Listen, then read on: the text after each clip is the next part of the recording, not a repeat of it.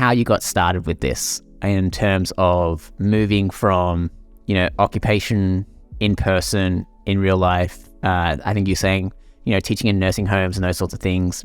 Yeah. And then pivoted this to online and what sort of opportunities that's unlocked. So how did you, where did you start and then where are you now?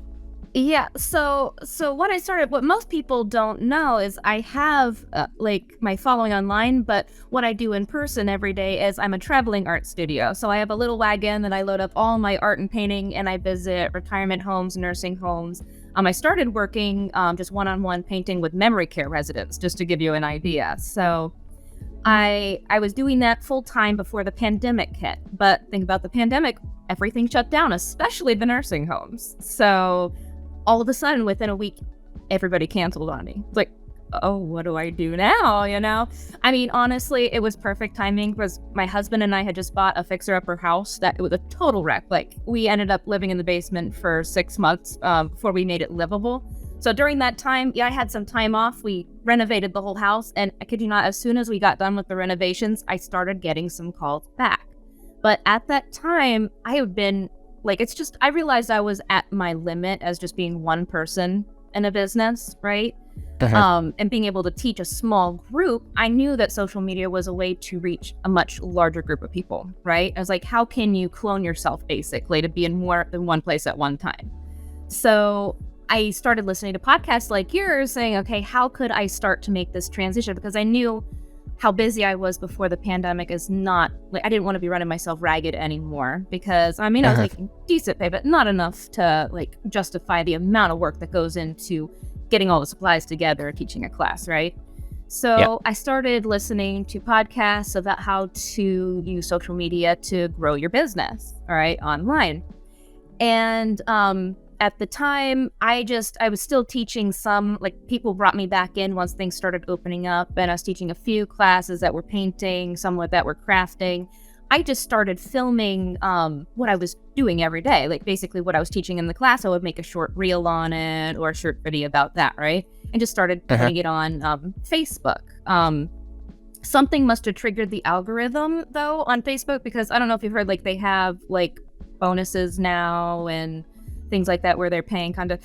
I thought it was fake, but I just happened to be listening to a podcast that was talking about that, and I kid you not, when I was listening to the podcast, I opened my phone up and I had a notification inviting me into the program. I was like, no, really? They're gonna pay me to post these? So I started posting them on my personal page. Was this for reals? Okay, for real, yeah, literally. Yeah, that's what I started. And I started getting paid right away. I started getting some followers. This was on my personal page, right? Wow. Wasn't even on my business page. Now, my business page, can I go into the story about how I went viral for the wrong reasons? Okay, yeah. So that's how I started getting paid online to start, all right? And so I started making these videos, and I kind of knew how social media worked and how much you could get traction, because when I was in college, I started saving Starburst wrappers. Some people might remember this was 5 years ago when it did go viral, but when it did, it scared the crap out of me. It really did, because it went mega viral. I made a dress out of Starburst candy wrappers. If you Google my name and Starburst candy wrappers, you will see me all over the internet. This was right when I was starting my painting business, though, so it had nothing to do with what I was actually doing for my business, right? So it caused an identity crisis in what I was doing in my business. Am I an upcycler, or do I make dresses now for a living, or am I still the teaching artist that I was trained to do, what my business was?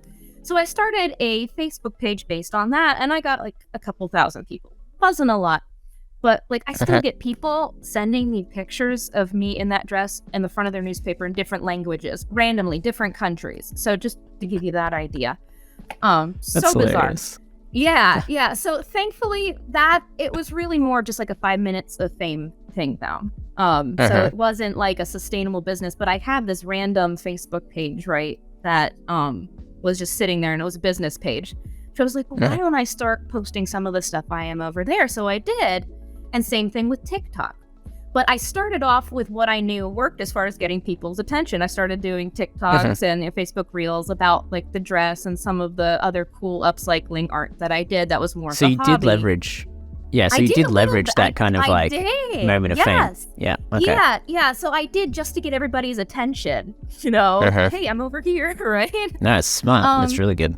Yeah, and then actually it initially worked on TikTok. Like one of them went in the algorithm, I guess, and I got like 100,000 followers like within a week. So I was like, okay, this is something to work with. But again, not sustainable because the dress alone took 5 years to make, and I can't be doing 5-year projects like every day to post on TikTok, right? So it's not a sustainable business model at all. But it got people's attention. That's what I'm most well known for. But thankfully, I'm getting more well known for what I actually do to make money. Yeah. No, that's great. And at least you understood that, hey, this was content that gets eyeballs. Yes. And then pivoted towards content that actually adds value. Right. Because I think there's a big difference between what gets attention and what gets views versus what actually adds value, and you can turn into a business.